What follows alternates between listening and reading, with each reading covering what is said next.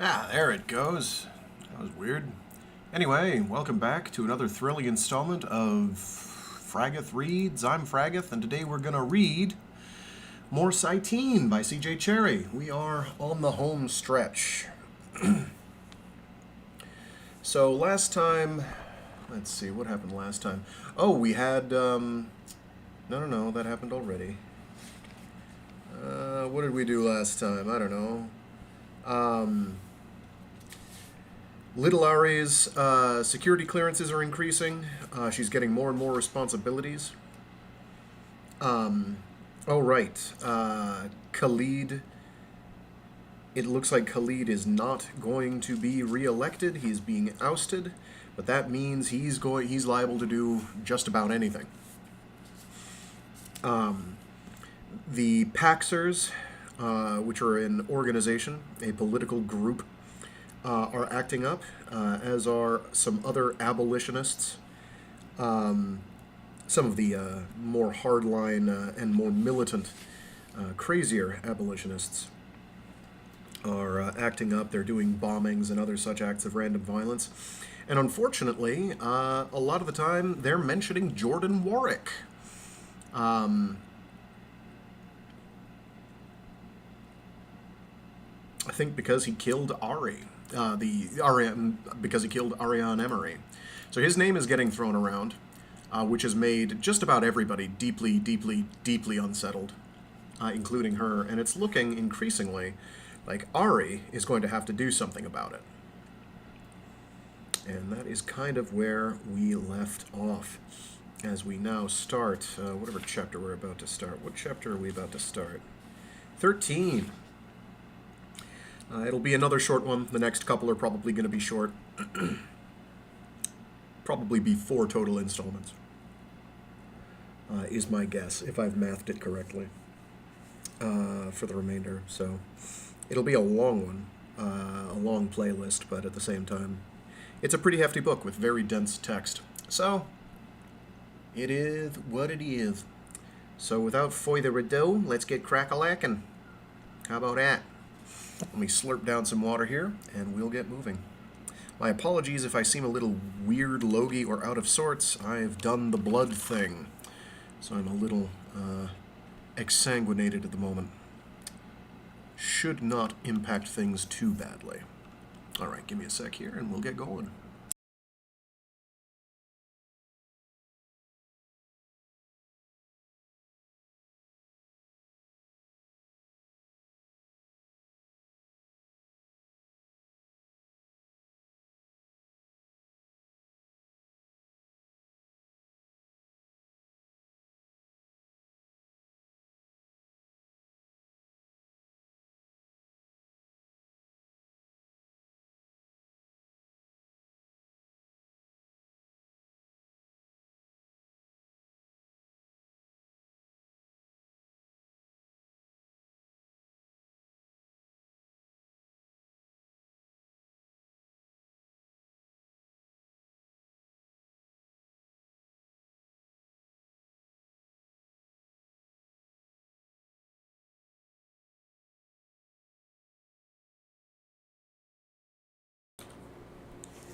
Archives. Rubin Project. Classified Class AA. Do not copy.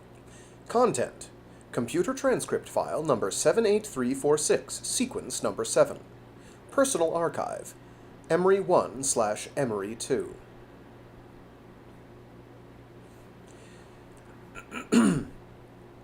(2423) 11/5 2045. AE2. Oh, geez, sorry, one sec. Yikes, something lurking in there. AE2.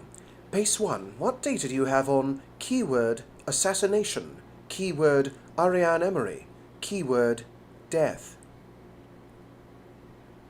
B1. Ari Sr. has a message. Stand by. Ari, this is Ari Sr. You've asked about assassination. This program will assess your current security problems while this message plays. Most of all, beware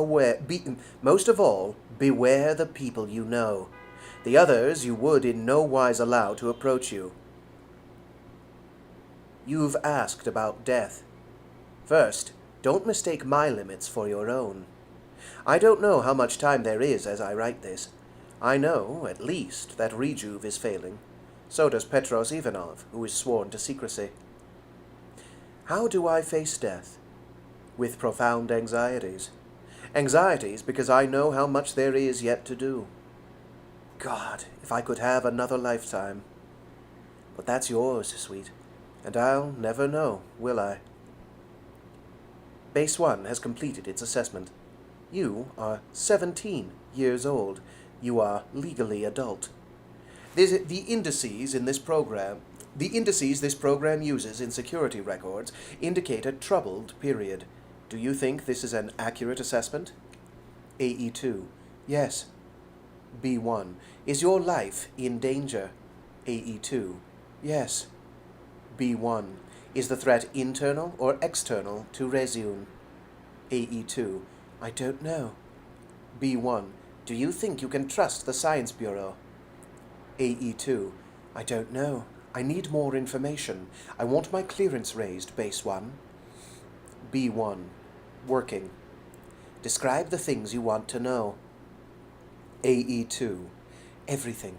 I want this program to do everything it did for Ari Senior, and I want it to do it without leaving any flags in the system. B1. Your request is being processed. Ari Senior has a message. Stand by. Ari, this is Ari Senior. You've asked for Base 1 to assume full operation. The program is assessing your psychological profile, your current test scores, the state of House offices and departments. Have you considered that the security wall this will create in the House system may be detected by other bases? Are you knowledgeable enough to create cover? AE2. Yes. B1. I can't foresee your situation when you make this request. I can't advise you in specific. The program, however, is biased to grant this expansion on your request on a complex weighting of the length of time you have held your legal majority, the amount and nature of covert activity in other bases, your own test scores and psychological profiles, and a number of other factors you may explore at your leisure. I had thought about dividing the power of Base 1, making it possible for you to acquire information first, without giving you the power to take certain actions through Base 1's accesses, this for your protection and Reseune's. I decided against that, simply because I could not foresee your circumstances. But the program is running as it is because you are asking for a House system rating exceeding that of the present administrators of Reseune. This may be necessary. It may be a grievous mistake. Before you proceed, consider that the larger your real power grows, the more it makes you a danger to others. This move of yours, if detected, may increase the number and energy of persons working against you. Do you still wish to proceed? AE2. Yes. B1. I earnestly advise you, don't use Base 1's interactive functions beyond the limits you have used already, until you have a political base to back you. I mean specifically covert actions on a level shutting out Denis Nye, Gerard Nye, Petros Ivanov, Yanni Schwartz, Wendell Peterson, or John Edwards, because they are very likely to catch you at it in real time, in ways that have nothing to do with the House system. You may be brilliant as I was, young Ari, but you are inexperienced at this level. Consider whether a 17-year-old is a match for the experience and political savvy of these people. It's perfectly safe, however, to use the information-gathering functions of the new level. Use that to learn what's going on in the House, by all means. Just don't do anything about it until you know damn well you can keep your actions completely covert, or until your position is overwhelmingly stronger than any opposition inside Reseune, or the Bureau, or whatever. I am not at all convinced that an inexperienced person can conceal actions within this system. I am, as you have detected, extremely uneasy about this step. In my day, Reseune knew secrets that could mean war or peace. I did not wield Base 1 fully until I was 62. I estimate that I had the ability to have handled it when I was 30, but I would have taken it up with But I would have taken it up with. I would have taken it up then with precisely the same. Okay. But I would have taken it up then with precisely the same caution and by the same degrees I advise you to use at 17. If you cannot survive on wits and knowledge alone, either the situation is worse than mine, or you are not as clever as I was. Do you wish to proceed against all these cautions? AE2. Yes. B1. Be aware that this request will begin your assumption of authority over Reseune. Consider the situation inside and outside Reseune, and ask yourself what could result and whether you are ready and able to handle it. Be aware that others may have anticipated this move and covered their traces, but until you order it to take actions, or until, mark me well, you let slip that you know something you could only have known through a higher base, you will not create traces. Use that secrecy as long as you can. Study carefully how others lie to the system, so that when you do it, you will be too good for them to catch. I have taken only one precaution which will remain in the system until you have control of administration. Base 1 will read only information with no additional prompt. That is, read only with a hyphen between. Base 1 will read only information with no additional prompt, and advise you which information would have been inaccessible to you prior to this expansion. I will advise you where lies have been planted in the system and show you both sets of information. I have installed a failsafe specifically for you, if you should request this power before assuming the administration of Reseune.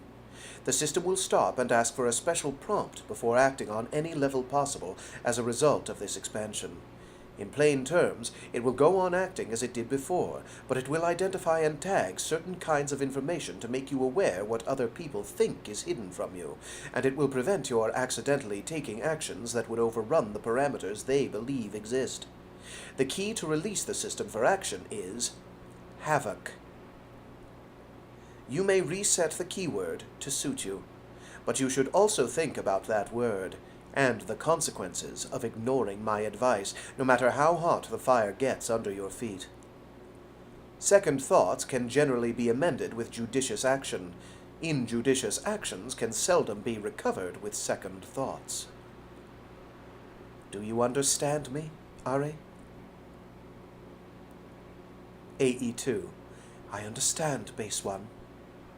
B1. Your access has been upgraded. This base is now fully operational. Base 1 now outranks all other bases in all Reseune systems. AE2. Retrieve all previously hidden medical and security records on all individuals under my surveillance. B1. Working.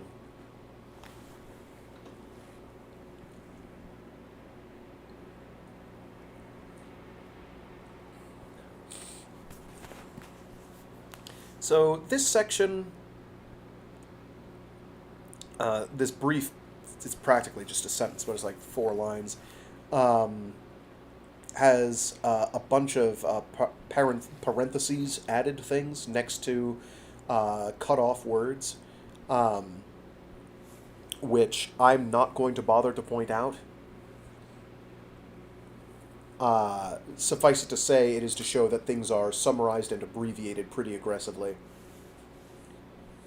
In fact, I'll read it without them afterwards. But I'll read it with them in, without notating them. What I'll do is I'll read it through 3 times. I'll read it once as it would be sounded out if you didn't know they were there, once with just the bits that are abbreviated, not the added on, and then I'll just read it out as how it is printed, mentioning all punctuation and notations. File: Justin Warrick, Emery 1, 2404, 11/5, 2045. Warrick, Justin. Estimated Resner index of 180 plus, compares favorably with Pat, father, but low aggression level, reference to presence dominant gender identical parent, ergo, I ordered production of, grant ALX as Justin Warrick's companion. And so it would read out with all the abbreviations.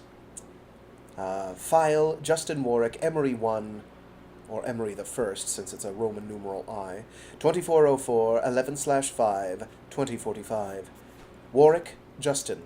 Estim res 180 plus, comp favorab, pat, but, pat, lo agris, ref, presence dom, GIP, ergo, GALX. So, with everything included, file, Justin Warrick, Emery 1, 2404, 11/5, 2045. Warrick, Justin. Estim, parentheses, ated, unparentheses, res, parentheses, ner index of, parentheses, 180 plus, comp, parentheses, heirs, ARES, unparentheses, favorab, parentheses, lee, unparentheses, w, parentheses, ith, unparentheses, pat, bracket, father, unbracket, parentheses, but, unparentheses, lo, LO, parentheses, W, unparentheses, agar, parentheses, E, unparentheses, S, parentheses, shun level, unparentheses, ref, parentheses, urens 2, unparentheses, presence, dom, parentheses, inant, unparentheses, j, parentheses, ender, unparentheses, hyphen, I, parentheses, identical, unparentheses, hyphen, P, parentheses, errant, unparentheses, ergo, bracket, I ordered production of, unbracket, G, parentheses, rant, unparentheses, ALX, bracket, as Justin Warrick's companion, unbracket. And a 4-dot ellipsis.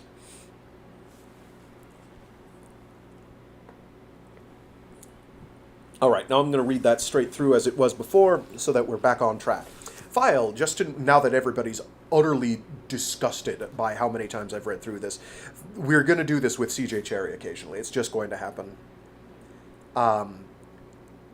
It's so you people know. File, Justin Warrick, Emery the First, 2404, November 5th, 2045. That would be 8:45 p.m., roughly. Right? Right. This is happening, I believe, this is happening in the year 2404. Or a file from 2404. Warrick, Justin. Estimated Resner index of 180 plus. Compares favorably with Pat, as in paternal or pater, father, but low aggression level, reference to presence dominant, gender identical parent, ergo, I ordered production of grant ALX as Justin Warrick's companion. File, Justin Warrick, Emery the 2nd, 2423, November 10th. And that's what, 10:45? Yeah, 22:45. Warrick, Justin. Reference, psychogenesis.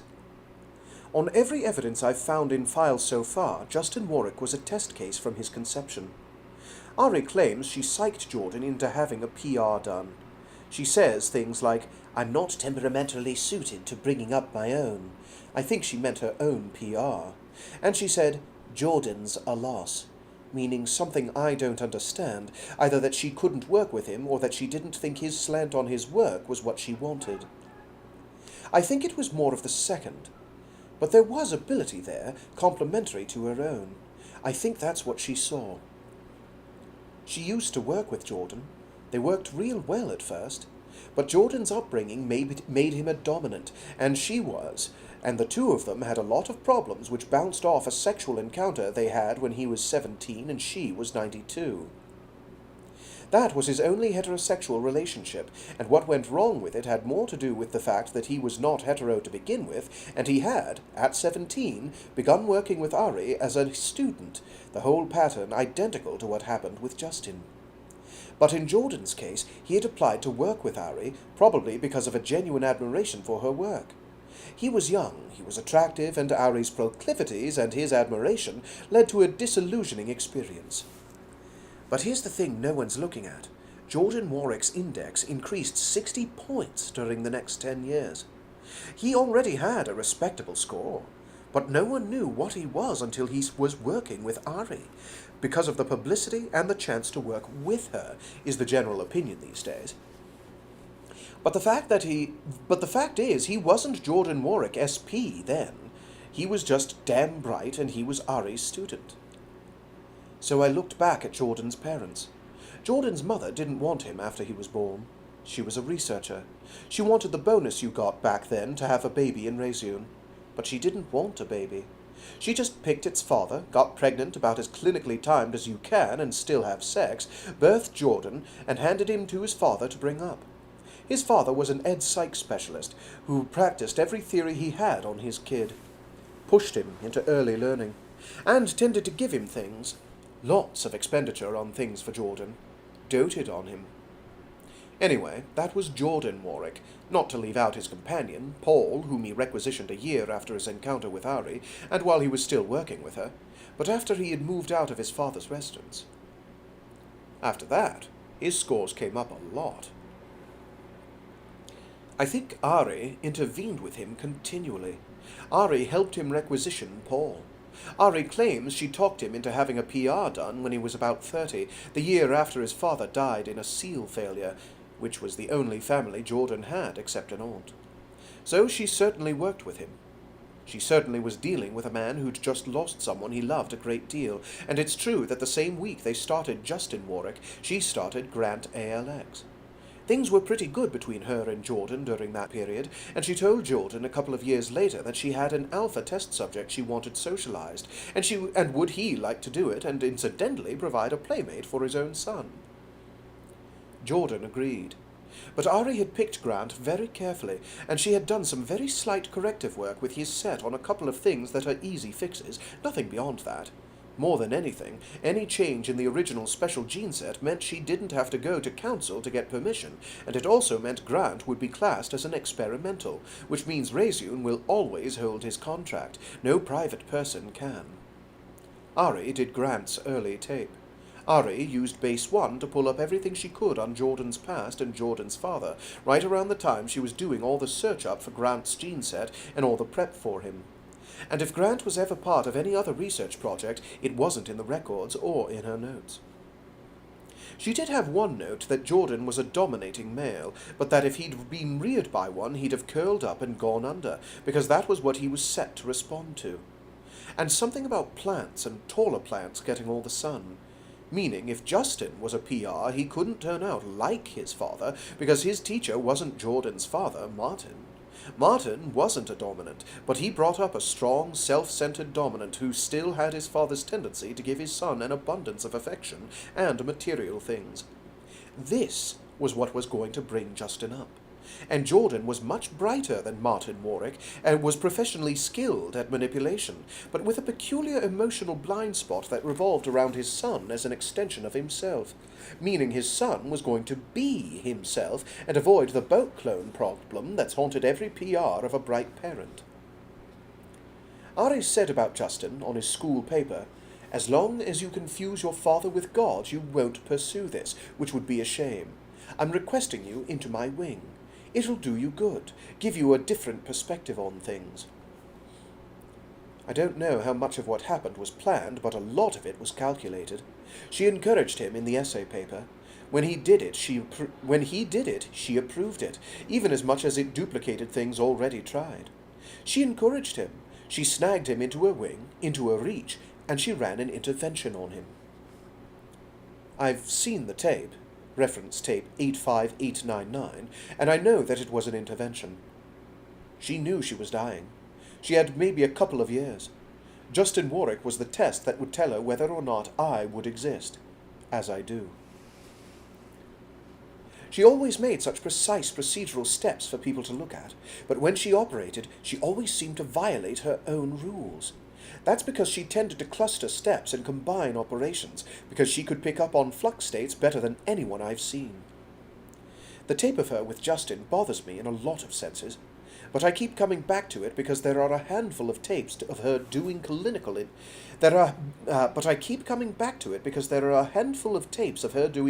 interventions scattered through her life under controlled conditions. But knowing as much as I do about Justin and about psychogenesis, that tape, terrible as it is Ari going without tape, without a clinical situation, without any safeguards. And here's the eerie part, knowing exactly what the situation was, knowing her reactions from the inside, I can see exactly what she sees, how fast she picks up on flux, and how fast she can change an entire program. Because I've got her notes on what she was going to do, and I can read her body language like no one else. Justin worked, not the way he would have if she'd been able to go on working with him. I know that. I also think I know why my uncles opposed him. Leaving her work in the hands of a young researcher like Justin Warrick is so in character for Ari, exactly in character with that intervention in the tape. She took chances when she was working that would scare hell out of an ethics board. That scare me less than they should, maybe, because I can see at least some of what she saw. And I know the reasons she wanted someone to follow her, someone with a special kind of sensitivity and a special kind of vision.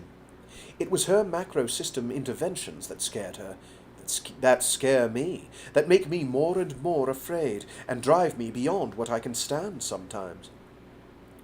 I need him, and I can no more explain to my uncles than Ari could. If I told them in plain language about the macro-system interventions, listen to me, Dennis, Ari put a worm in the system, it's real, it's working, and I need computer time, and I need Justin Warrick's work. I can hear him say, even Ari had her out-there notions there, and there's no way you can focus an integration over that range. It just won't happen. And Gerard would say, whenever it does, we make our money off short term. That's exactly what I'd get. And Gerard would say to Dennis after I was out of the room, we've got to do something about Justin Warrick.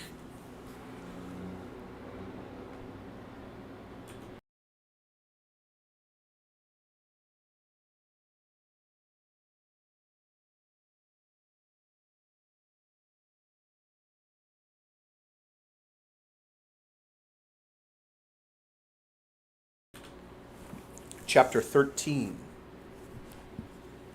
1. The landing gear extended as they made their approach at Planus, and Grant looked out the window while the blue-grays and browns of native Cyteen passed under the right wing. His heart beat very fast. His hands were sweating, and he clenched them as the wheels touched and the plane braked. He was traveling with Reseune Security. Reseune Security flew with everyone who came and went from Planus, they had told him that. But he was still afraid. Afraid of nameless things, because his memory of plane flights involved suspicion, Winfield and Kruger, the crazy people who had tried to reprogram him, an utter nightmare when Reseune Security had pulled him out, drugged and semi-conscious, and flown him away to hospital and interrogations. 12 hours in the air, and chop and finally monotony over endless ocean in the dark, had calmed him somewhat. He had not wanted to tell Justin, and had not, what an irrational, badly fluxed anxiety he had worked himself into over this trip. Transference, he told himself clinically, absolutely classic CIT psych transference. He had gathered up all his anxieties about Justin's safety at home, about his own vulnerability traveling alone into Planus, and about knowing no matter what Justin and Jordan insisted, he was not one of them. He was not the one of them Jordan wanted most to see, and the plane flight was a convenient focus. The plane would go down in the ocean. There would be sabotage. There were lunatics who would attempt to shoot it down. The engines would simply fail, and they would crash on takeoff. He had spent a great deal of the flight with his hands clenched on the armrests as if that levitation could hold the plane in the air. He had been nervous in flight when he had been 17, but he had not had cold sweats, which showed that, over the years, he had become more and more CIT. Now, with wheels on the ground, he had no more excuses. The anxieties had to attach where they belonged, on meeting Jordan, and the fact that, as that he was, he did not know what to say to the man he had once called his father, and who had been, whatever else, his supervisor all during his childhood. The thought of disappointing Jordan, of being that disappointment, was almost enough to make him wish the plane had gone down. Was almost enough to make him wish the plane had gone down. Better. Except there was Justin, who loved him enough to give him the chance to go, who had fought for it and held out for it through all the contrived delays, the breaks in communication, everything, so that when permission came to travel again, he could go first. They hoped there would be another chance directly after, but there was no guarantee. There was never a guarantee. "Please," he had said to Jordan in that last phone call before the flight, "I really feel awkward about this. Justin should come first." "Shut up," Justin had said over his shoulder. "This time is yours. There'll be others." "I want you to come," Jordan had said. "Of course I want you." Which had affected him more than was good for him, he thought. It made a little pain in his chest. It was a CIT kind of feeling, pure flux, which meant that he ought to take tape and go deep and let Justin try to take that ambivalence away. Excuse me, Jesus. My diaphragm rebelling on me. "I want you to come," Jordan had said. "Of course I want you." Which had affected him more than was good for him, he thought. It made a little pain in his chest. It was a CIT kind of feeling, pure flux, which meant that he ought to take tape and go deep and let Justin try to take that ambivalence away before it disturbed his value sets. But Justin would argue with him, and that curious pain was a feeling he wanted to understand. It seemed a window into CIT mentality, and a valuable thing to understand, in his profession, in the projects he did with Justin. So he let it fester, thinking, when he could be more sensible about it, maybe this is the downside of the deep-set links, or maybe it's just surface-set flux, but should it make such physiological reactions? The plane rolled up to the terminal. Justin had said there was no tube connection, but there was, and there was a good long wait while they got the plane hosed down and the tube connect sealed down. Then everyone began to get up and change into D-suits, the way Justin had said they would. He did as the security escort asked him to. He put on the flimsy protection over his clothes and walked out into the tube and through into decontamination. Foam and another hose down and a safety barrier where he had to strip the suit off and step out without touching its exterior. In places he had been, like Kruger's, if one had to make a fast transfer, one held one's breath, got to shelter, held an oxymask tight to one's face with one hand, and stripped with the other under a hosing down that was supposed to take any woolwood fiber down the drain. Planis was terrifyingly elaborate, a long series of procedures that made him wonder what he had been exposed to, or whether all this was just to make people at this desolate place feel safer. "This way, sir," one of the decon agents said, and took him by the elbow and brought him aside into a small alcove. Body search. He expected this, too, and stripped down when they told him and suffered through the procedure, a little cold, a little anxious, but even Reseune Security people got this treatment going in or out of Planis. So they said. Not mentioning what they did to the luggage.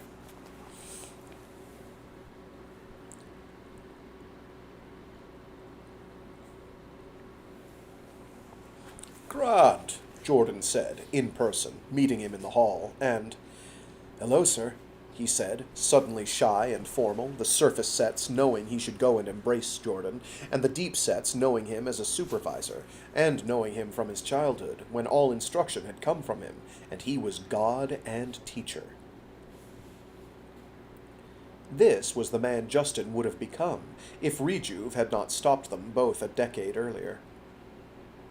He did not move. He could not, suddenly, cope with this. Jordan came and embraced him instead. "My God, how you've grown!" Jordan said, patting him on the back. It didn't show how tall you'd grown. Look at the shoulders on you. What are you doing, working docks? No, sir. He let Jordan lead him to his office, where Paul waited. Paul, who had doctored his skinned knees and Justin's. Paul embraced him, too. Then the reality of where he was began to settle through the flux, and he began to believe in being here, in being welcome, in everything being all right. But there were no guards in the office. That was not the way Justin had warned him it would be. That was not the way Justin had warned him it would be. Jordan smiled at him and said, They'll send the papers up as soon as they've been over them. Justin did send that report with you, didn't he?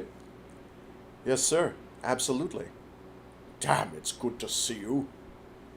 I thought security would be more than it is. Are we monitored, sir? What's going on? That's in italics. That's intent or thought.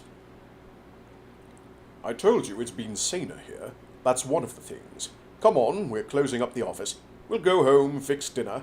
Not as fancy as Reseune, but we've got real groceries. We bought a ham for the occasion. Wine from Pell, not the synth stuff. His spirits lifted. He was still anxious, but Jordan, he thought, was in charge of things. He relaxed a bit into dependency, Ozzy on supervisor, which he had not done with Justin. Had not done since he was in hospital, recovering from Giraud's probes. Had never done after, because he was always either Justin's caretaker or Justin's partner. It was like years of pressure falling away from him to follow Jordan when he said, come, to sink into Ozzy simplicity with someone he could trust. Someone, finally, besides Justin, who would not harm him, who knew the place better than he did, and whose wishes were sane and sensible. It was finally, one brief interlude in all these years, not his responsibility. Only when he thought that, he thought, no, I can't stop watching things. I can't trust anything, not even Jordan, that far. He felt exhausted then, as if just for a few weeks he would like to go somewhere and do mindless work under someone's direction, and be fed and sleep and have responsibility for nothing. And to eat and to sleep and to have responsibility for nothing. That was not what he could do. He walked with them to the apartment they had, and inside, and looked around him.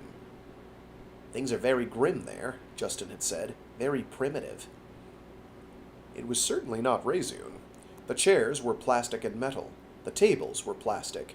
The whole decor was plastic, except a corner full of real geraniums, under light, and a fish tank, and a general inefficient pleasantness to the place that had all the stamp of CITs in residence, what Justin called a homey feeling, and what he thought of as the CIT compulsion to collect things charged with flux and full of fractals. A potted geranium represented the open fields. The fish were random living motion. The water was assurance of life requirements in abundance, and made a fractally repetitive sound which might be soothing to flux-habituated, non-analytical minds. God knew what else. He only knew Justin had let all the plants die after Jordan left, but when things started to go well, Justin began to fuss with a few plants, which always died back and thrived by turns, in time to the rise and fall of Justin's spirits. Healthy plants, Grant reckoned, were a very good sign among CITs. Things felt safe here, he thought as he gave his jacket up and let Paul hang it in the closet. People were tolerably happy here. So the improvements in the world, the changes that had made this last couple of years more livable, even happy, had gotten to Planus too, despite the frustrations of the Paxer scare. All the same, he wished Jordan knew even a few of the multitudinous signals he and Justin had worked out, the little indicators whether a thing was to be believed. Maybe Jordan picked up his nervousness because Jordan looked at him, laughed, and said, Relax. They monitor us from time to time. It's all right. Hello, Jean, to the ceiling. We know each other, Jordan said then. Planus is a very small establishment. Sit down. We'll make coffee. God, there's so much to talk about.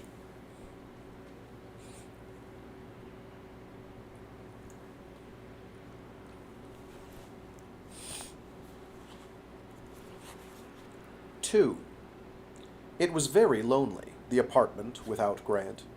There was ample justification for worry, and Justin swore he was not going to spend 4 uninterrupted days at it. So he read a while, did tape a while, an e-dose only a piece of fluff from library, and read again.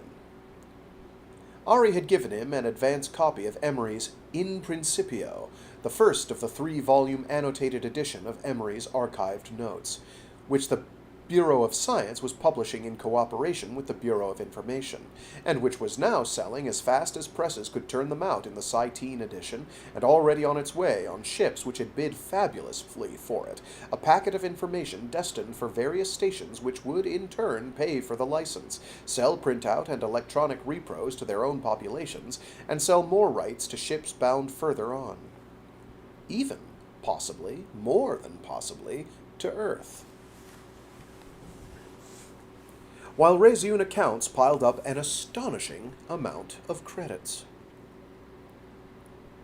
Every library wanted copies. Scientists in the field did. But it was selling in the general market with a demand that could only be called hysteria. A volume of extremely heavy-going, illustrated with annotations so extensive there were about 3 lines of Emery's notes to every page, and the rest was commentary provided by himself and by Grant, among others. He was the JW, and Grant was the GALX. YS was Yanni Schwartz, and WP, Wendell Peterson, and AE2 was Ari, who had gotten the original text out of archive and provided reference notes on some of the most obscure parts. DN was Dennis Nye, GN was Giraud, JE was John Edwards, and PI was Petros Ivanov, besides dozens of techs and assistants who served in editing and collation, each department head and administrator to read and vet the material from his own staff. Dr. Justin Warrick, it said, in the fine print in the table of contributors, which, secretly, like a little child, he read over and over just to see it confirmed. Grant they listed as Grant ALX Warrick, EP, Emeritus Psychologiae, which meant an Azzy who should have a doctorate in psych, and would have, automatically, if he became CIT. It pleased Grant more than Grant would let on. CIT silliness, Grant had said. My patients certainly don't care. But it was there, in print. And meanwhile the general public was buying copies, long waiting lists at booksellers. The Bureau had figured on strong library interest, but never anticipated average citizens would buy them, and certainly was bewildered that they were selling at that rate at a pre-publication price of 250 cred per volume, until an embarrassed Bureau of Information cut the price to 120 and then to 75, based on advance orders, and that brought in an absolute flood of orders. There were precious few sales in fiche or tape, except to the libraries. The actual books, printed on permasheet, thank you, were status objects. One could hardly display a microfilm to one-up one's neighbors. Young Ari avowed herself completely bewildered by the phenomenon. People know, Justin had said to her, that your predecessor did tremendously important things. They don't know what she did. They certainly can't understand the notes, but they feel like they ought to understand. What you ought to know, you know, is write a volume of your own notes, your own perspective on doing the volume, the things you've learned from your predecessor. You ask the BI if they'd be interested in the rights to that. Not surprisingly, information jumped at the chance. Now Ari was struggling to put her own notes in shape, and coming to him with, "Do you think," and sometimes just chatter, about the hidden notes, about the things as full of revelations as the books he had spent a year helping annotate with the barest explanations of the principles involved. She had sent a copy of In Principio to Jordan. "Because it has your name in it. Ari had said to him, and Grant's. If it gets through, he had said, Planet Security may not like it, not to mention customs. Actually, that could be Justin. If it gets through, he had said, Planet Security may not like it, not to mention customs. All right, she had said, so I'll send it with security. Let them argue with that. She did thoughtful things like that. In a year and a half in her wing, she had come through with every promise she had made, gotten him and Grant a secretary, taken the pressure off. If something went wrong or something glitched, Florian was on the phone very quickly, and if Florian could not resolve it, it was, Wait, sir, Sarah will handle it. After which Ari would be on the line with a technique that ranged rapidly between this has to be mistaken to a flair that department heads learned to avoid. Maybe it was a realization Ari might remember these things in future. Maybe, Justin suspected so, it was because that voice could start so soft, go to a controlled low resonance uncommon at her age, then pick up volume in a punch that made nerves jump, that made his jump for certain, and evoked memories. But she never raised that voice with him, never pushed him, always said please and thank you, until he found himself actually on the inside of a very safe circle and liking where he worked, with a small, niggling fear that he was losing his edge, becoming less worried, less defensive, relying too much on Ari's promises. Fool, he told himself. But he grew so tired of fighting, and the thought that he might have reached a situation where he could draw breath a while, that he might actually have found a kind of safety, even if it meant difficulties to come, later was all right. Ari was well aware of what came in and out of her wing, was aggressively defensive of her staff's time. Her attention to pennies and minutes was, God, the living echo of Jane Strassen, so that, beyond the annotations which totaled about 120 pages between himself and Grant, and 3 months' intensive work, she accepted only design work for her wing, only troubleshooting after others had done the brute work, and it went, thank God, immediately back to junior levels in some other wing when he or Grant had provided the fix. No returns, no would you minds, but we thought you could do that, we're running behind. So he critiqued Ari's work, answered Ari's questions, did the few fixes her wing ran, and had the actual majority of his time to use on his own projects. As Grant did, doing study of his own on the applications of endocrine matrix theory in ASI tape, which Grant was going to get a chance to talk over with Jordan. Grant was very much looking forward to it. They were, overall, happier than he remembered since a long time. And it was the damnedest thing, waking up in the middle of the night as he did, with nightmares he could not remember. Or stopping sometimes in the middle of work or walking home or wherever, overwhelmed by a second's panic, of nothing he could name except fear of the ground under his feet, fear that he was being a fool, and fear because he had no choice but to be where he was. Fear, perhaps, that he had not won, that he had in fact lost by the decisions he had made, and it would only take some few years yet to come clear to him. All of which, he told himself severely, was a neurotic, compulsive state, and he resisted it, tried to weed it out when he found it operative. But take tape for it he would not. Not even have Grant run a little tranquilizing post-hip on him, being afraid of that, too. Fool, he told himself, exasperated at the track his thoughts tended to run, and marked his place and laid the book aside. Emery for bedtime reading.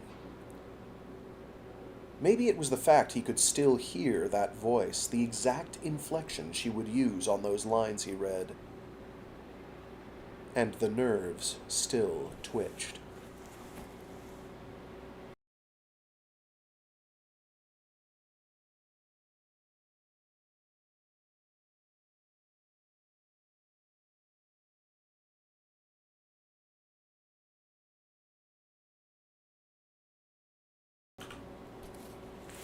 He rattled around an empty apartment in the morning, toasted a biscuit for breakfast, and went to the office. Not the cramped single office he and Grant had used for years, but the triple suite that Ari had leased, physically in the Ed Wing, which was back, in a sense, to where they had begun, simply because that wing had space and no one else did. An office apiece for himself and Grant, and one for M, the security pool, the secretary the pool had sent, a plump, earnest lad quite ready to get into a permanent situation where he could, conceivably, come up in rating. He read the general advisories, the monthly plea from catering to book major orders a week in advance, a tirade from Yanni about through traffic in Wing 1, people cutting through the lower hall. M, that's spelled E-M, for what it's worth, arrived at 0900, anxious at finding the office already open, and got to work on the filing while he started on the current design. That went on till lunch and during, a pocket roll and a cup of coffee in the office, and a concentration that left him stiff-shouldered and blinking when the insistent blip of an urgent message started flashing in the upper left corner of the screen. He keyed to it. It flashed up. "I need to talk to you. I'm working at home today. A.E." He picked up the phone. "Ari, base 1, he told it. Florian answered, "Yes, sir, just a second." And immediately, Ari, "Justin, something's come up. I need to talk to you." "Sure, I'll meet you at your office." "Is it Grant? God, has something happened?" "Meet me here. Your card's cleared. End it." "Ari, I don't..." The base had gone off. Damn it. He did not meet Ari except with Grant, except in the offices, except sometimes with Catelyn and Florian, out to lunch or an early dinner. He kept it that way. But if something had happened, Ari would not want to argue details over the phone. If something had happened with Grant... He keyed off the machine and got up and went, gathering up his jacket, telling M to shut down and go home. Everything was fine. He headed over to the wing where Ari's apartment was, showed his card to security at the doors, and got a pass-through without question. Damn it, he thought, his heart pounding. It had better be a good reason. It had better be business. It had better not be because Grant was momentarily not in the picture.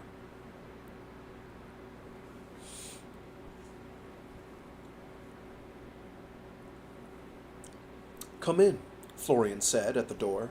"Sarah is waiting for you." "What does she want?" he asked, not committing himself. "Florian, is this a good idea?" "Yes, sir," Florian said without hesitation. He walked in then, sweating, not only from the trip over. The room, the travertine floors, the couch, was a vivid flash of then and now. "Is it Grant?" "Your jacket, sir? Sarah urgently needs to talk with you." "About what? What's happened?" "Your jacket, sir?" He pulled the jacket off, jerked a resistant sleeve free, handed it to Florian as Ari arrived in the living room from the right-hand hall. "What in hell's going on?" he asked. She gestured toward the sunken living room, the couch, and came down the steps to take a seat there. He came and sat down at the opposing corner. Not the private living room, thank God. He did not think he could have held together. "Justin," she said, "thank you for coming. I know how you feel about this place. But it's the only place, the only one. I'm absolutely sure there's no monitoring but mine. I want you to tell me the truth now, the absolute truth. Grant's safety depends on this. Is your father working with the Paxers?" "My God, no. How in hell could he?"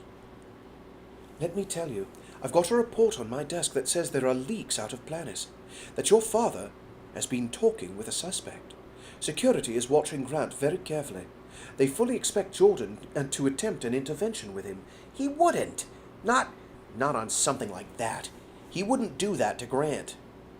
"Your father could manage something like that without tape, without anything but a keyboard, with someone of Grant's ability.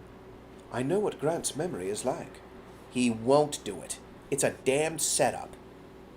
"It may be," she said quietly. "That's why I wanted to talk to you, fast, before security has a chance, because I'll do this. I'll look for the truth. I'm the one it's against, and I've been aware of this for a while, from long before Grant got that pass. Grant's gone into the middle of a security operation that I don't want to agree with. I don't want to think that Grant could work against me, or that you could, but I have to protect myself, which is why I took this chance. I don't understand. He felt the old panic, too experienced to give way to it. Keep the opposition calm, keep the voices down, go along with things. He did not think Ari was at the head of whatever was going on, not with what he knew of where authority was in the house. Ari, tell me what's going on. People who protect me don't want me near you. That's why I waited and let Grant go. Because I know very well that it's a setup against you, which is why I called you to come here. Why is that? What do you want? Because I have to know. That's first. And I know how you hate this place, but it's the only place I can trust. She reached into her left-hand pocket and pulled out a little vial. Amber glass. This is cat. It's a deep dose. You can help me or you can leave now. But this is the chance I have. You go into the tape lab and take this and let me get you on tape. I promise, Justin. No lousy tricks. This is the chance I have to believe you. This is the chance I have to believe you. He flashed badly, totally disoriented, unable to think for a few breaths.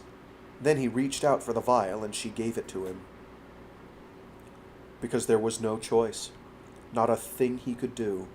He only thought, God, I don't know if I can do this. I don't know if I can stay sane. Where? He said. Florian, she said, and he got up shakily and went after Florian as Florian indicated the hallway to the right. An open door on the right again was the tape library, with a couch with all the built-ins for deep study. He walked in and sat down there, set the vial down on the couch beside him, and pulled off his sweater, feeling light-headed. I want Ari here, he said. I want to talk to her. Yes, sir, Florian said. There's no lead, sir. It's just a patch. Let me help you. I want to talk to Ari. I'm here, she said at the door. I'm right here. Pay attention, he said shortly, and uncapped the vial and took his pill, while the cardiac monitor flashed red with alarms. He looked at the flashes and concentrated, willing himself calmer. Your patient tends to panic, Sarah. I hope to hell you remember that. I'll remember, Ari said very quietly. I don't think it got picked up the first time. I apologize. He worked with the monitor, staring at that, concentrating only on the rate of the flashes. A thought about his father leaked through, about Grant, a single second, and the light flickered rapidly. Slow, he thought, that was all, while the numbness started and panic tried to assert itself. He felt a touch on his shoulder, heard Florian urging him, Lie down, sir, please, just lean back. I've got you. He blinked, thinking for a moment of the boy Florian, spinning through the years to Florian grown strong enough to handle his weight, Florian bending over him. Be calm, sir, his gentle voice said. Be calm. Are you comfortable? He felt an underlying panic, very diffuse. He felt the numbness growing, and his vision started going out. His heart began to speed, frighteningly, a runaway. Calm, Ari said, a voice that jolted through his panic, absolute. Steady down. It's all right. Everything's all right. Hear me?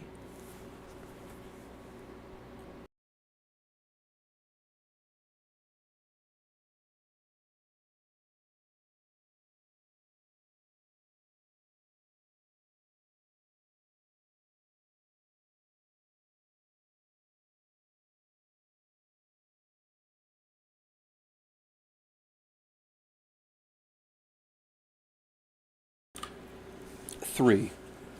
Has your father ever worked with these people? Has your father ever worked with these people?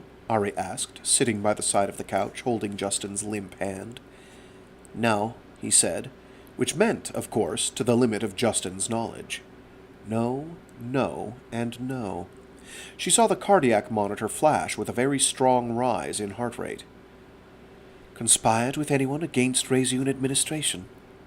No. Have you? Have you? No. Not conspiring with anyone. Against Reseune. Against Ariane Emery. Justin, at least, was not aware of any plot. Don't you get frustrated with security? Yes. Do you think things will ever change? I hope. What do you hope? Keep quiet. Live quiet. People believe me. Then things change. Are you afraid? Always. Of what? Mistakes. Enemies. He hoped if he could work with her, it would prove something about himself and his father in a calmer world. He was afraid for Grant more than Jordan. Jordan had his special status to protect him. Grant, if they interrogated him, would be subject to things they might try to impose on him, ideas and attitudes they might try to shape. Grant would resist it. Grant would throw himself into Null and stay there. He had before.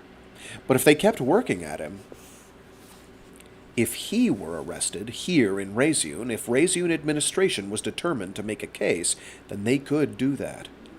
He thought that could be the case, that politics always mattered more than truth, and more than a Warrick life. Always. Jordan's not a killer, Justin said. He's not like that. Whatever happened was an accident. He made his mistake in trying to cover it. That's what I know happened. How do you know it? I know my father. Even after 20 years? Yes. He was close to the upturn when the drug would fade, and she was all but hoarse from questions and from strain. She thought, I almost know enough to take on what Ari did. Almost. But he's not the boy she worked with. I could work him to make him want me. So easily.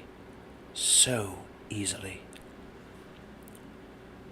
She remembered the tape, remembered it with sexual flashes that troubled her, and thought, thinking of the possible intersections with so many, many knot-ups in his sets, damn no. Damn, Ari, not so fast, not so reckless. I could make him happy. I couldn't take all of that away.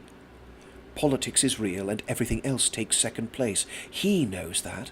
There's that on top of everything that's wrong with him. I could make him worry less. I can make him trust me more. Is even that fair? Or safe in the world the way it is, or inside Reseune? She got up, cut the recorder off, and sat down on the edge of the couch beside him. She touched his face very gently, saw the monitor blips increase. Hush, it's all right, she said, until she could get the monitor blips down again. Justin, she said when it was running even, I believe you. You'd never hurt me. You'd never let me be hurt. I know all those things. I don't think they're going to make a move on Grant, not now that I've got you on record. I can tell my uncle what I have, and at the same time I'll tell him Grant's in my wing, and he'd better not move against him. That's what I'm prepared to do, because I believe you. Do you understand me? Yes. A little flutter from the monitor. Don't be anxious about this place. This is my home. My predecessor isn't here anymore. That's all gone. That's all gone. You're safe here. I want you to remember these things. I can't get what I'd like out of hospital without them knowing I'm doing this, but I want you to go to the deep fix for me. I want you to do the deep fix for me, the way Grant could do it. Can you do that? Bear down hard, feel good, and remember this? Yes. I want you to think, I'm going to believe this forever. I promise you, if you trust me, if you come to me, and if Grant comes to me when you need help, I'll do the best I can. You can rest now. You'll wake up feeling fine, and you'll be all right. Do you hear me? Yes. No flutter now, just a strong, steady beat. She got up, signaled Florian and Catelyn to be very quiet, patted Justin gently on the shoulder. "You stay with him," she signaled Florian. And to Catelyn, in the hall, she said, "What's the news?" "Nothing more than we had," Catelyn said. "Stand by in case Florian needs you." She went to her own office and phoned Dennis directly. "Seeley," she said, "I need Dennis right now." And when Dennis came on, "Uncle Dennis, how are you?" "I'm quite well, Larry. How are you?" "I wanted to tell you something. I've gotten very nervous about the situation, you know, with Grant being out and all, and Grant is vulnerable, so I asked Justin to talk with me about it." "Ari, this involves exterior security. I strongly suggest you let this alone." "I've done it already. I want an order, Uncle Dennis, for Grant to be immune to security. I don't care if something should go on at Planis with Jordan. I have an agreement with Justin." "I'm sorry, Ari, this isn't at all wise. You don't tie down your security people. You have no business making promises to Justin, especially to Justin. I've talked to you about this." "This is the agreement, Uncle Dennis. Justin's agreed to take a probe with my security." "Ari, you're interfering in a matter you have no expertise in whatsoever. That involves your safety. I won't have that." "Uncle Dennis, I've been thinking a lot. It runs like this. I'm getting a lot more grown up. People couldn't ever make a campaign out of killing a cute kid. Paxers and all these groups haven't come out into the open all at once just by coincidence. They see me getting older. They know that I'm real. They know I'm going to be a lot of trouble to them someday, and they're going to throw everything they've got at me in the next few years. But you know what occurs to me, Uncle Dennis. That could be true on this staff, too, inside Reseune. And I'm not going to have my staff tampered with by anybody except me." "Ari, that's halfway prudent, but you're meddling with a kind of situation you're not equipped to deal with." "I perfectly well am, Dennis. I perfectly well am, Uncle Dennis. I'm not going to be reasonable on this. I want Grant back without any problems. Florian's going to meet the plane and bring him up here, and I'm going to talk to him, myself, with Trank. If I find out anyone else has, I'm going to be real upset. I don't care if it's Jordan or if it's Reseune Security, either one, I'm going to be real upset." "Ari." "I'm just telling you, Uncle Dennis. I know you don't like it, and I don't want to fight with you. Look at it from my point of view. You're getting up there in years. You could have a stroke or something. Where would that leave me if I don't have control over my own wing? I'd have to trust a whole lot of people all of a sudden without knowing what's going on. And I don't ever want to be in that situation, Uncle Dennis." "We've got to talk about this." "We can. Only I want your promise that you're not going to let security touch Grant, even if you think Jordan did something to him.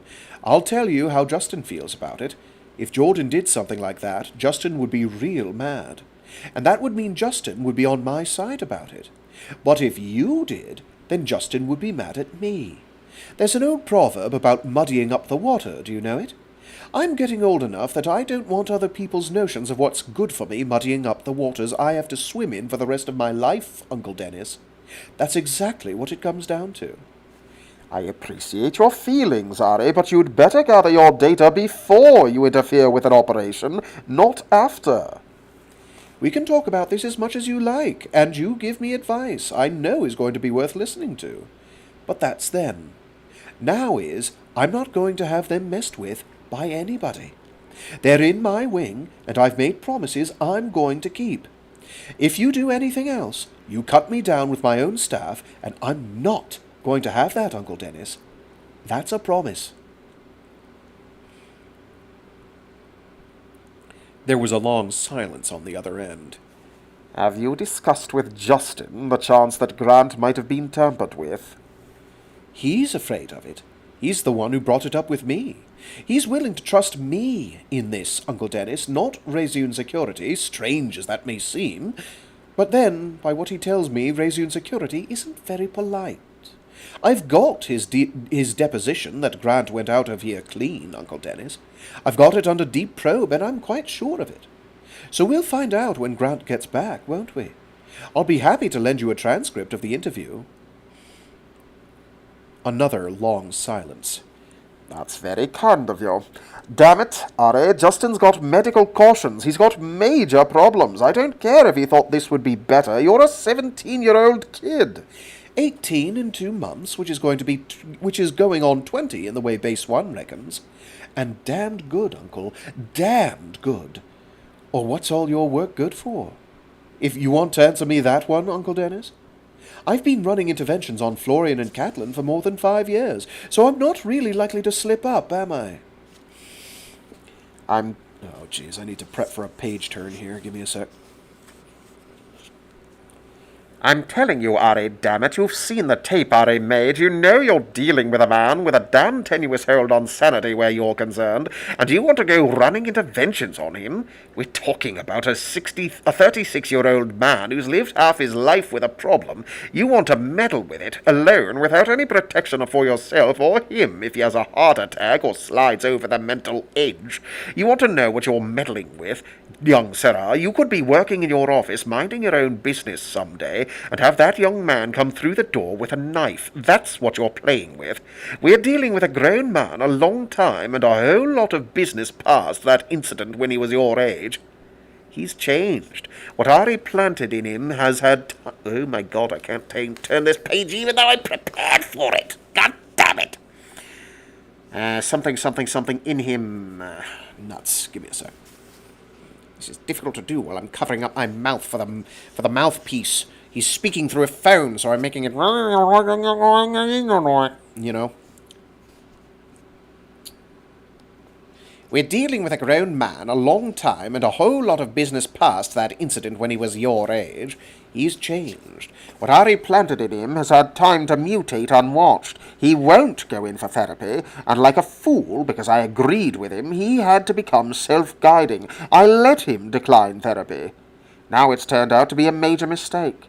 I had no idea my niece was going to let her glands interfere with her common sense, my dear. I certainly had no idea she was going to take this unstable young man to her bosom and make an adolescent fool of herself. No, indeed I didn't.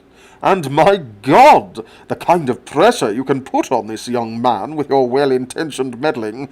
Don't you understand, child? Reseune has never intended any harm to Justin Warrick. We know his value, we've worked with him, we've done the best we could to secure his future and to prevent him from precisely the kind of blow-up you're courting with your meddling. And whose fault will it be then? All that's very fine, Uncle Dennis, but I know what I'm doing, and my reasons stand. A long silence. We'll talk about this, Dennis said then. Yes, we will. But in the meantime, you call Planis and call security there, and tell them be damned careful they don't lay a hand on Grant. All right, Ari. You get your way on this. We'll talk about it. But I don't just get that transcript. I get the tape of the session. You know what a transcript is worth.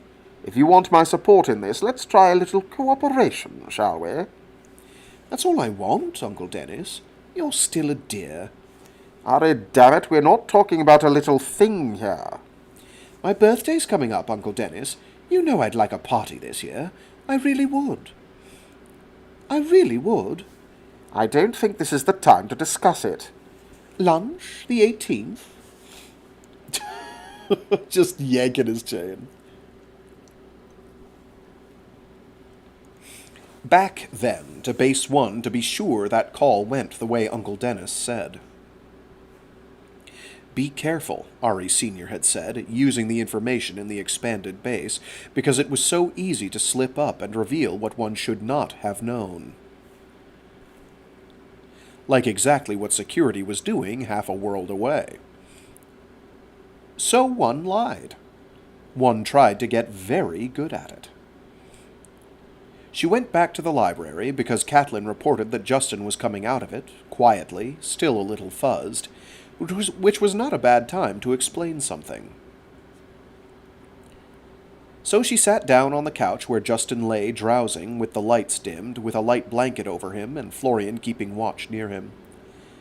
"How are you?" she asked. "Not uncomfortable," he said, and a little line appeared between his brows as he tried to move. He gave that up. "I'm a bit gone yet. Let me rest. Don't talk to me." On the defensive. Not the time with him, then. She laid her hand on his shoulder. "You can try to wake up a bit," she said. "That was an intervention, too, but a benign one. Everything's fine. I knew you were all right. And I've talked to Uncle Dennis and told him to keep hands off Grant, so Grant's going to be safe, but I do need to talk to you. Meanwhile, you're going to stay in the guest room tonight. I don't think you ought to go back to your apartment till you're really awake." I can leave, he said. "Of course you can. When you are able to argue, but not tonight. If you like, I'll have Florian guard your door all night, so it'll be very proper. It's completely in the other wing from my room. All right? As soon as you can walk all right, Florian will put you to bed." "Home," he said. "Sorry," she said. "I need to talk to you in the morning. You shouldn't leave before then. Go to sleep now." That was, in his state, a very strong suggestion. His eyelids drifted lower, jerked, lowered completely. "Guest bedroom," she told Florian, "soon as he can. I do want you to stay with him, just to be sure he's safe."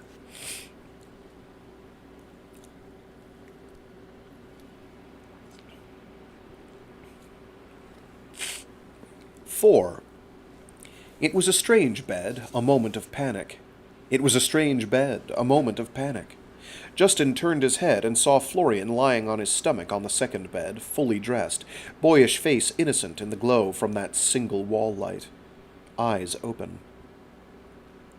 He thought that he remembered walking to this room, that it was down a hallway he could remember, but he was still disoriented, and he still felt a touch of panic at the remembrance of the drugs.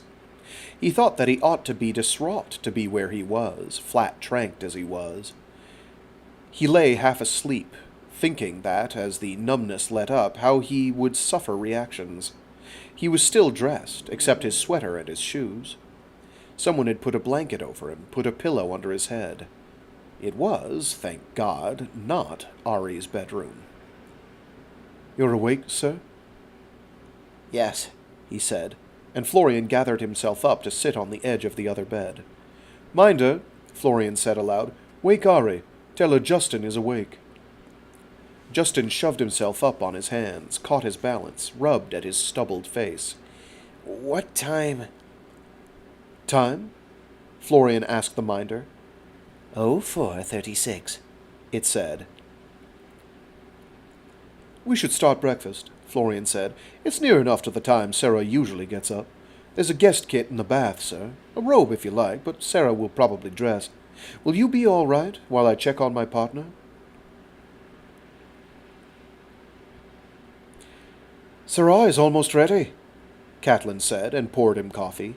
Catelyn, whose blonde hair was for once upbraided, a pale, rippled sheet past black uniformed shoulders. "Cream, sir?" "No," he said. "Thank you." Kids, he thought. The whole situation should be funny as hell. Himself, at his age, virtually kidnapped, tripped, and finally solicitously fed breakfast by a pack of damned kids. Not feeling too badly, he thought. Not as rough as one of Gerard's trips in any sense. But he was wrung out, his lungs felt too open, and his limbs felt watery and altogether undependable. Which they would, considering what a physiological shock that much cataphoric was, which was the reason for the mineral and vitamin pill Catelyn put on a dish and gave to him, and which he took with his coffee without arguing. It was a cure for the post-cat shakes, at least. Ari arrived in a simple blue sweater and blue pants, her black hair loose as she almost never wore it nowadays. Like Ari the child. Ari pulled back the chair at his right and sat down. "Good morning. Thanks, Catelyn."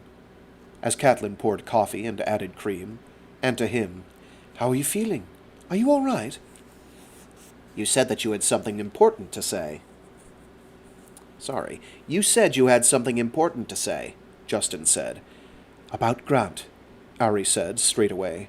Then, we can make anything you want for breakfast. No, thanks. Damn it, Ari, let's not do games, shall we? I'm not. I just want to make sure you get something to eat. Have some toast at least. There's real honey. He reached for it, smothering temper, patiently buttered it, and put on a bit of the honey. An entire apiary set up over in Morryville, along with several other burgeoning commercializations. Fish, exotics, frogs. Morryville was talking about expanding upriver, blasting out space on the Volga, and creating new flats for agricultural use. This is the thing, Ari said. I talked to Uncle Dennis last night, and Dennis pulled security away from Grant. We had a bit of a fight about it, but I told him I couldn't trust having people in my wing gone over by people I don't know. It came down to that. So this is the deal we made. I run my own security checks, and if I'm satisfied, that's all that gets done. What you have to do is agree that if there is a question, I do an interview and get it. That if there is a question. What you have to do is agree that if there is a question, I do an interview and get it settled. He stared at the piece of toast in his hand, without appetite. Meaning you run another probe. Justin, I hope there won't be any more questions, but this Pax thing is really dangerous. It's going to get worse, because they're seeing I'm serious. There aren't very many people anywhere I can trust. There aren't very many people anywhere you can trust either, because when politics gets thick as it's going to get, you know better than I do how innocent people get hurt. You remember you asked me to do something for your father. Well, I have. I probably stopped him from being arrested last night, at least on suspicion, and I know I stopped Grant from getting probed by security. Probably your father won't even know how close it was, and if you'll take my advice, please don't tell him. Grant's going to get home all right. Your father's safe, and you're not any worse off this morning than yesterday, are you? I don't know. Shaken up, damn it, which I wasn't yesterday. I don't know, and God, where's a choice? You don't want to deal with security, Ari said. Gerard doesn't like you, Justin. He really doesn't like you. I don't need professional psych to pick that up. I want you to stay, and that means everybody in the universe will know you could be a pressure point against me. They could put pressure on you, or Grant, or Jordan. Gerard is certainly going to put the pressure on and try to prove something against you or your father, if we don't have contrary evidence that you're working with me. That's what I need. I need it from you, and I need it from Grant, and if you do that, then you'll be my friend and you'll have security working to protect you. If you don't, I've got to put you and Grant out. Outside, where you can't be trusted, because every enemy I've got will think of you and Grant and Jordan as just levers to be used. That's the way it is, and I think you know that. That's why you told me last night you hoped if you stayed close to me, you could make things better. You said that. Do you remember? I don't remember, but I would have said that. I want you to be in my wing. I want you to work with me. But being on the inside of my security means I have the least idea something could be wrong. I have to ask questions. Oh. But being on the inside of my security means if I have the least idea something could be wrong, I have to ask questions.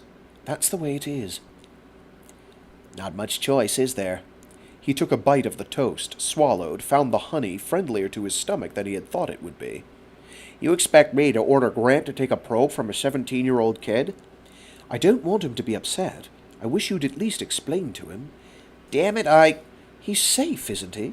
When you see him off the plane, you'll know I kept my promise, and you can tell him why I'm doing it. Then you'll both be safe from anybody else. You won't have to worry about people making mistakes anymore or blaming you for things. And I'm not a kid, Justin. I'm not. I know what I'm doing. I just don't have much real power yet. That's why I can't reach out of my wing to protect my friends. That's why I'm doing such a damn stupid thing as bringing you on the inside, under my security wall, you and a few others of my friends. Us. Grant and me. Sure, Ari. Sure you are. Let's have the truth for a minute. Are you working some maneuver around your uncles? Or did your rod suggest this? No. I trust you. Then you're damn stupid, which I don't think you are. You figure it. You and Grant are the only adult help I can get. Oh, you and Grant are the only adult help that I can get. That, first, I have to have, because I need you. Second, that I can constantly check on, because there's nobody but you who needs something I can do, that only I'm willing to do. Sure, I can hire help. So can my opposition. So can your opposition threaten my father. Not past my net. You're part of it. You'll tell me if you think he's threatened. And you figure it. Are you safer on your own? Is Grant? Not at all.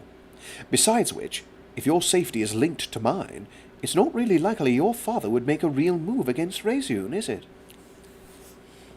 He stared at her, shocked, and finally shrugged and took another bite of toast and washed it down. You know, I tried this same move with your predecessor when I was 17, he said. Blackmail. You know what it did for me. Not blackmail. I'm just saying what is. I'm saying if you go out that door and I put you out of my wing, I get it from Gerard faster than I can turn around. I get it, and Grant gets it every time he finds an excuse. That's real clear. Thanks.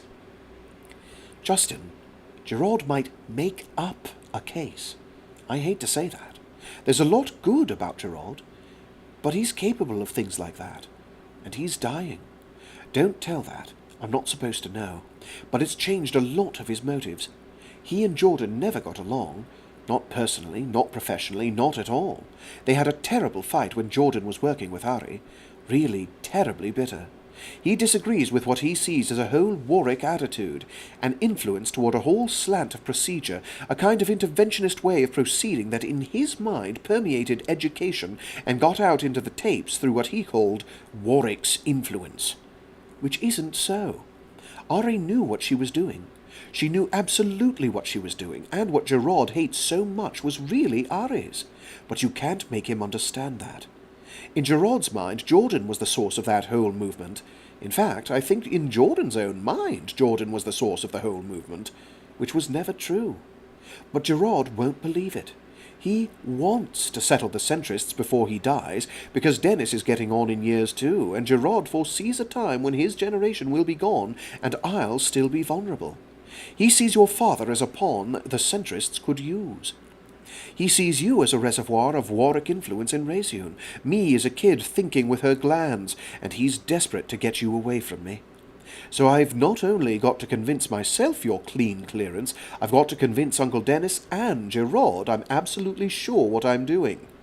I can handle them, however crazy I make it sound, because I'm going to tell them I've got Ari's notes on your case. He swallowed hard. Have you?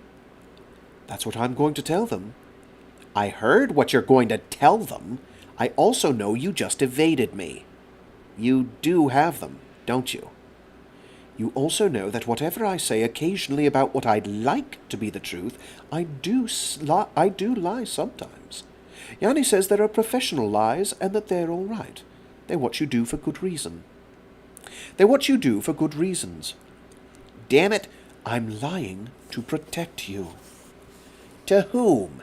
You have her kinds of twists, young sirrah. I hope to hell it doesn't extend deeper. I'm your friend. I wish I were more than that, but I'm not. Trust me in this. If you can't, the way you say, who can you? I've kept you out of detention, and I'll give you the session tape. I always will. With Grant, too. I don't ever want you to doubt each other. Damn it, Ari. Let's be honest. That's an issue, and I'm disposing of it.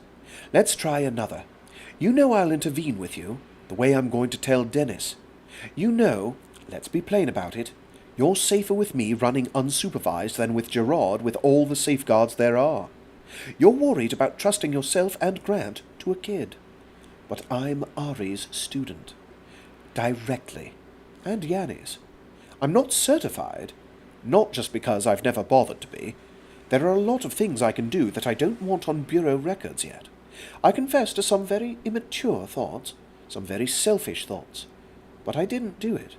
You woke up down the hole, didn't you?" He felt his face go red, and expected a flash in this place under strained circumstances, but it was faint and almost without charge, just the older face, Ari getting ready for work, matter-of-factly, leaving him there with the kind of damage he had taken. He felt resentment, that was all. Resentment much more than shame. "You did something," he said to the 17-year-old. His 17-year-old. "I told you to calm down about this place," she said. "I figured it would bother you. I didn't think that was unethical." Ethics had nothing to do with it, Cherryh. No more than with her." She looked a little shocked, a little hurt, and he wished to hell he had kept that behind his teeth. "Sorry," he said. "I didn't mean that. But damn it to hell, Ari! If you've got to take these trips, stay off the peripheries with me." "It's embarrassing for you," she said, "because I'm so young, isn't it?" He thought about that, tried to calm down. Temper, not fright. And what she had said. "Yes, it's embarrassing." "For me, too, because you're so much older. I feel like you're going to critique everything I do, all the time. It makes me nervous. Isn't that funny?" "That's not the word I'd pick for it." "I will listen to you." "Come on, Ari, let's not do games, didn't I say? Don't play little girl with me. You've stopped listening to everyone." "I still listen to my friends. I'm not my predecessor. You'll remember me saying that, too, don't you?" Another jolt at nerves. "I think it's only a question of semantics." She reacted with a little flicker of the eyes and a laugh. "Point. But there, you're pretty quick this morning. Aren't you?" It was true.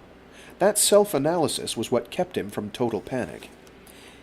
"You have a lighter touch than Gerard," he said. "I give you that, young Cherryh." Young Cherryh annoyed her. He knew it did. He saw the little reaction on that, too. A man didn't go to bed with young Cherryh. And she was being honest. He saw the little frown he expected, that, by all that was accurate about Flux, said that she was probably being straightforward this morning, or the reactions would have showed. But I want the tape of what you did, and I want to talk to Grant."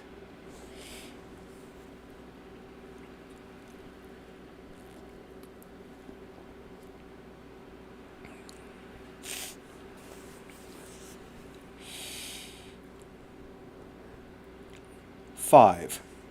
It was riding with Amy that afternoon, herself on the filly, Amy on the horse they called Bayard. Amy had found that in a story, so the third filly had a name, unlike goats and pigs, who were usually just numbers, except a few who were exceptional. "Filly's just the filly," Ari had said, and the mayor's daughter they called the daughter, or Filly 2, and Filly 2 was Florian's, even if he couldn't own her. No CIT was ever to ride her. But the third was Bayard, and that was Amy Carnath's horse, and the fourth and fifth and sixth belonged to Maddie and Sam and Stacy. What time they were not doing little runs into the fields, doing work, delivering items out where trucks would crush the plants and a human walking was too slow. There was going to be a stable and an arena just for the horses some day, Ari had decided. Space in the safe zones was always at a premium, and Uncle Dennis called it extravagant and refused to allow it. But she had notions of exporting to Novgorod, animals just to look at and watch for a few years, but someday to sell use of, the way the skill tapes of riding and of handling animals sold as fast as they could turn them out, to people who wanted to know what pigs and goats and horses were like and how they moved, and what riding a horse felt like. Spacers bought those skill tapes, marketed as entertainment sensa-tape. Stationers did. People from one end of space to the other knew how to ride who had never laid eye or hand on a horse. That more than paid for the stable and the arena, she had argued, and the earth-moving and the widening of Reseune's flat space. The horses did not need the depth of soil that agriculture did, and the manure meant good ground. They eat their weight in gold, Dennis had objected, with no, no, and no. Grain is a renewable resource, she had said, nastily. It likes manure. No, said Dennis. We're not undertaking any expansions. We're not making any headlines with any extravagance in this political atmosphere. It's not prudent, Ari. Someday, she had said, defeated. Meanwhile, the horses were theirs, unique, and did their small amount of work. While out in the riding pen was the best place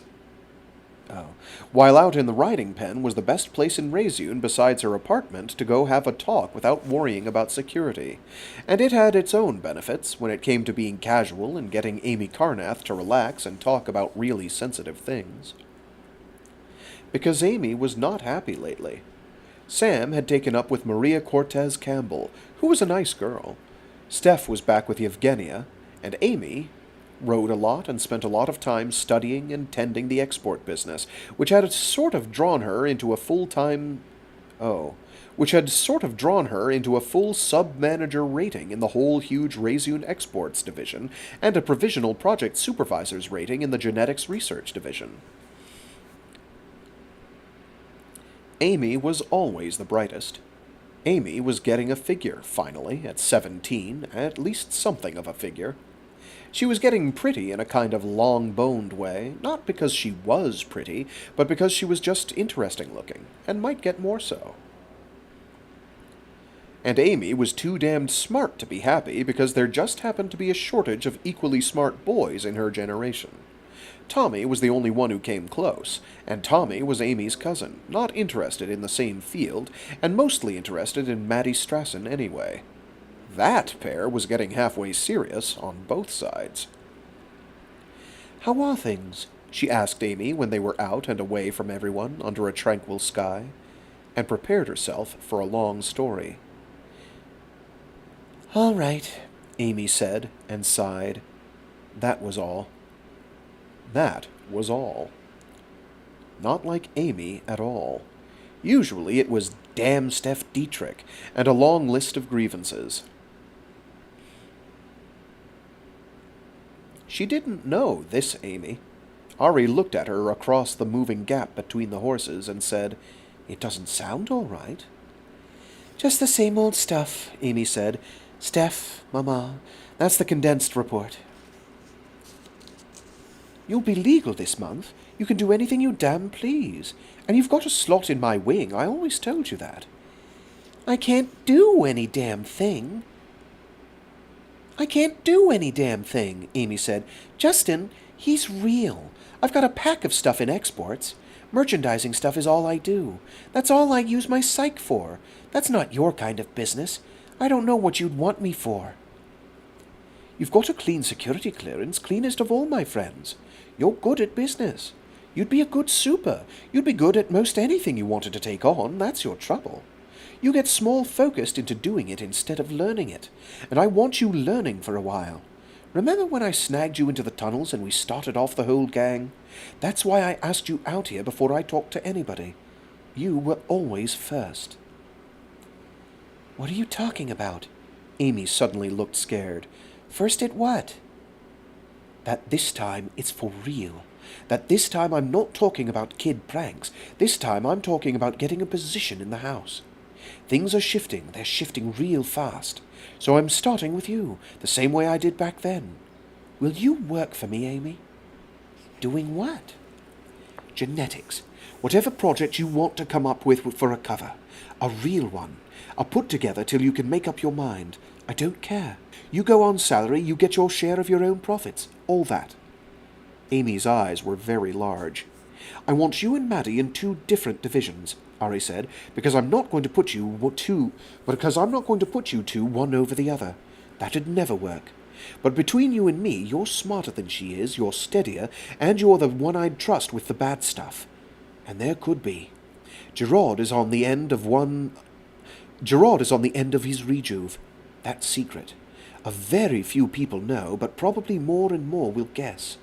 When he dies, that's an election in science. That's also about the time the Paxers and the rest of the people who want me dead, for real, Amy. I know it's real. You know why they made me and how they taught me, and you know what I am. And you know my predecessor had enemies who wanted her dead, and one who killed her.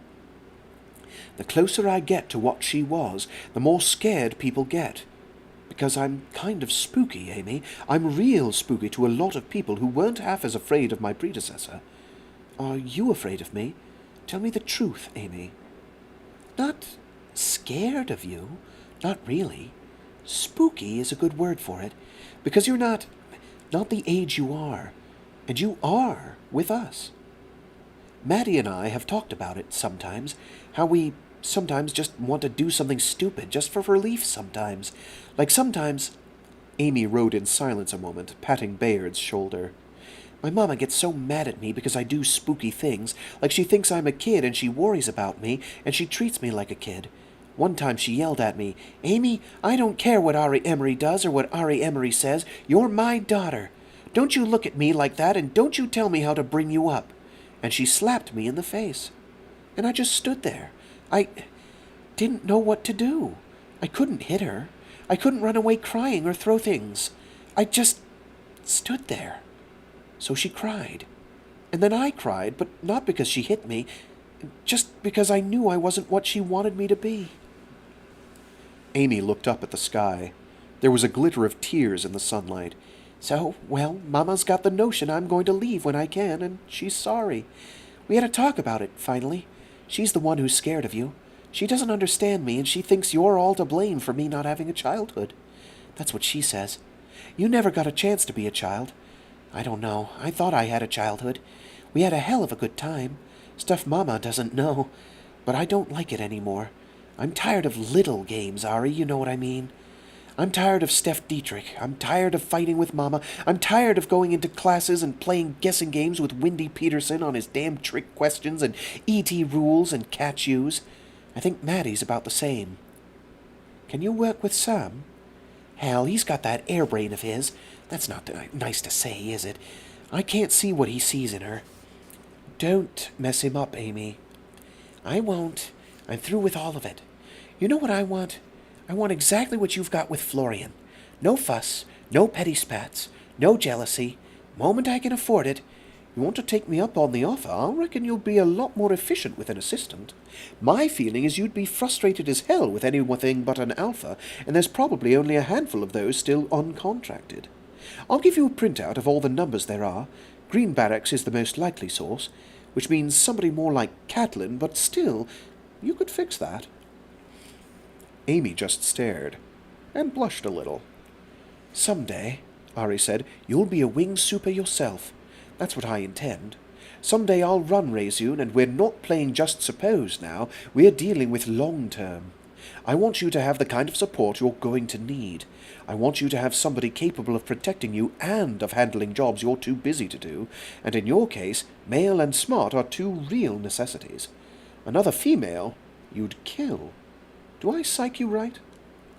Amy laughed suddenly and colored a little. I don't know. I need time to think about this. Sure, you've got 5 minutes. No fair, Ari. Same thing as under the stairs. Same thing as then. I need my friends now. I need you first. And there's a real danger. If I'm a target, you could be too. Amy bit her lip. I don't mind that. I really don't. I mind the row it's going to make with Mama. You know what I think? She wants to hang on to me.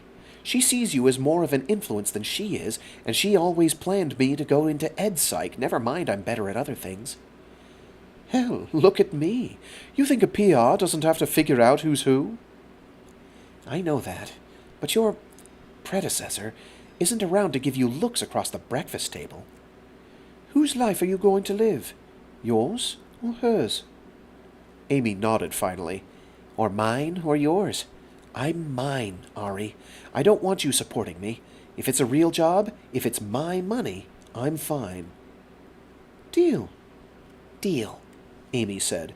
So now we go get Matty, and then we go for Sam. And Tommy. Stacy's all right, Amy said. I don't mind her, but Steph Dietrich can go walk for what I think. Steph's not in my crew. Ari said. "No hard feelings, but he's a troublemaker, and I don't need him." She stretched in the stirrups and settled again and said, "We'll get Maddie, Sam and Tommy. Stacy I've got no objection to, but everybody comes in in just the same order they always did. Seniority. Something like that. I'll tell you, I've got one major problem, one major vulnerability, and one major help. And they're all Justin Warrick. He'll help us, but there's a lot coming at him, and he and Grant are the only ones with us who aren't us, you know what I mean." "He's smart enough to be trouble," Amy said. "I've thought about that. My uncles don't want him near me. The Warrick influence, they call it. They say he's poison. I know other things. I can tell you stuff, Amy, if you're in with me." "I am." "Dennis is interested in Ari's notes. Ari's notes and the Psychogenesis project, but I've held back on him. I put all the stuff in 3 blocks. One I don't talk about. And the general notes, that's the published stuff, and the stuff that's going to be published. The Rubin Project stuff, that's mostly secret, but that whole security wall is a farce. I'm public, and anybody who understands endocrine theory can figure a lot of what happened to me. You know one of the things they really want to keep a secret? Justin Warrick. Because he's not Jordan, but he's sure not a bulk clone either, and he could become a voice inside Reseune. If they ever let him have a forum, because he's smart, he understands what I am, and he's a special in everything but title, one of Ari's students. That's something they don't publicize either. Another special, PR of a special, a lot more important than Rubin, no matter what they've sold the Defense Department. Ari worked him like everything, but they don't tell Defense that either, because they're scared as hell of him and his influence. I think Dennis is sure Ari worked with him. Dennis is the one who's kept him from getting treatment for things that really bother him, things Ari did with him. And her murder really messed him up terribly, not just that his father did it, but that he needed her so much. What did she do? A real major intervention, right before she was murdered.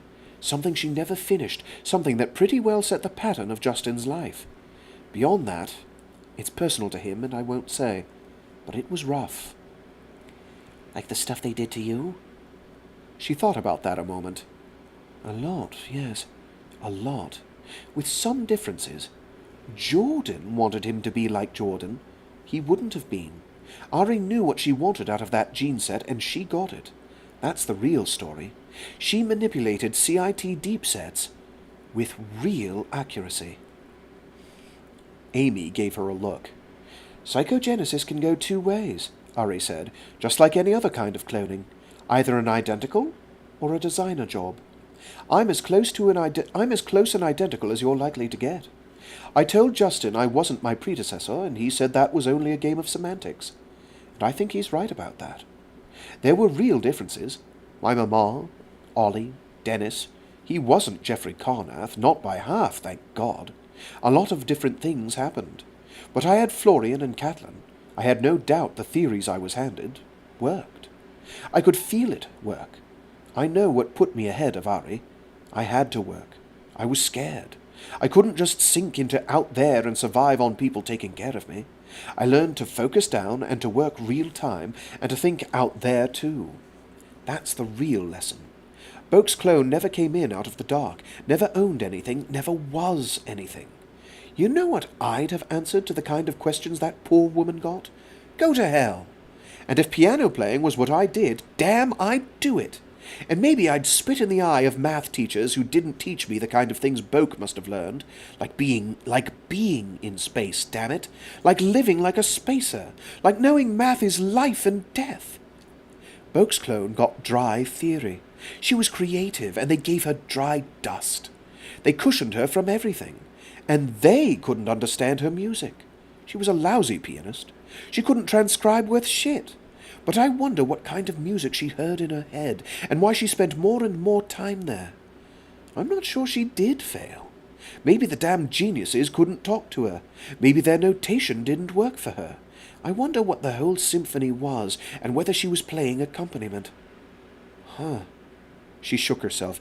That's spooky too, isn't it? They ran her stuff through computer analysis. It came up neg. With box theories, yes, but she never knew her gene mother. With her teacher's stuff? Might be. Or something completely off in the beyond. I'd like to pull those files, just to see what they tried. Do it. Do any damn thing you want. We're research, aren't we? You pull all your projects out of the other wings, you put them into our budget, and our credit balance will hold just fine for that kind of thing. The guppies and the betters can buy a lot of computer time. And with that, we'll call it for today. We will finish the chapter the day after tomorrow.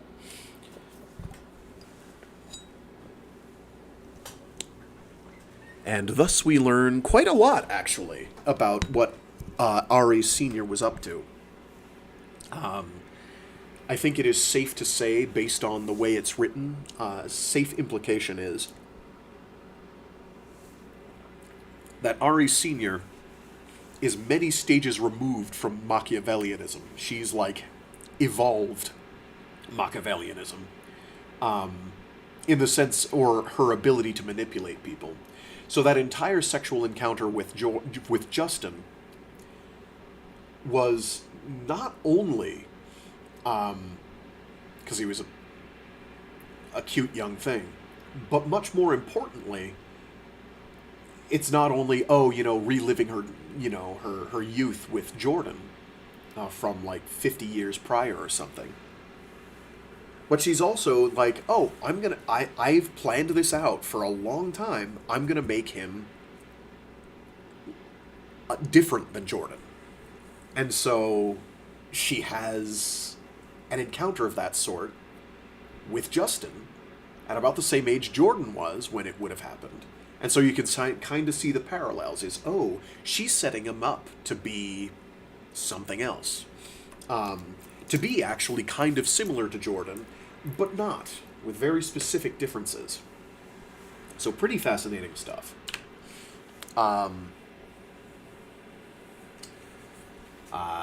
And like she manipulated Jordan into doing it the whole way. So it's pretty wild. It's really, really wild stuff. And well written too, where it's like, it slow burns up to that point, and then it's like, that's what that was all about. We do still have a bunch of unanswered questions, however, that we will get to as the book goes by. Things are going to get pretty crazy towards the end, though. It's CJ Cherryh. Her endings are, I wouldn't call them rushed, but a lot happens in them. I don't say they're rushed mainly because they tend to have just about all the information you need, but they just move very quickly. Because the events are moving quickly. Anyway, with that, I will leave you all to it. We will continue this the day after tomorrow. On May, whatever day it is, I don't know. The 14th? The 14th. Anyway, thanks for tuning in, everyone who tuned in. Stay safe, stay sane, be decent to each other. Until next time.